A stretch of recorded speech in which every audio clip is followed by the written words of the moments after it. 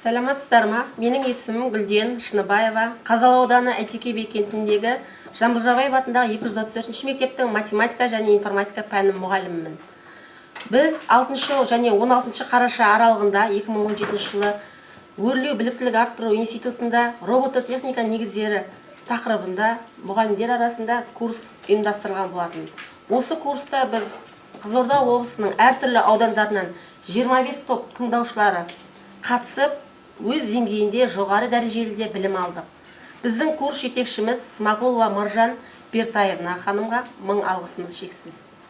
Осы аралықтарда бұл курстың мақсаты робототехника бағдарламасы бойынша 2 бөлімнен құрастырылған білім алдық. Оның бірі, яғни Arduino Uno бағдарламасы контролерімен жұмыс істейтін болсақ, екіншісі Lego EV3 конструктор арқылы роботтар құрастырдық. Қазіргі таңда роботтар жаңа ғасырдың моделі болып табылады. Сондықтан бұл жаңа технологиялардың бірі. Біз болашақта осы бағдарламалар арқылы мектеп оқушыларына жоғары алған теориялық білімімізді жоғары дәрежеде сапалы түрде үйретуге тырысамыз деп сеніммен айта аламын.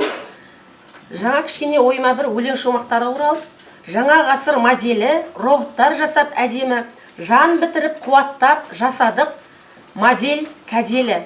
Оны үйреткен біздің топқа Маржан деген жан еді. Еңбегіңізге алғысымыз шексіз, арнаған сізге сәлем деген кішкене бір өлең шумақтары оралып. Рахмет апай, сізге шығармашылық табыс тілейміз. Курс тыңдаушылары атынан еңбегіңізге шығармашылық табыс, деніңізге саулық тілейміз. Тыңдағандарыңызға рахмет.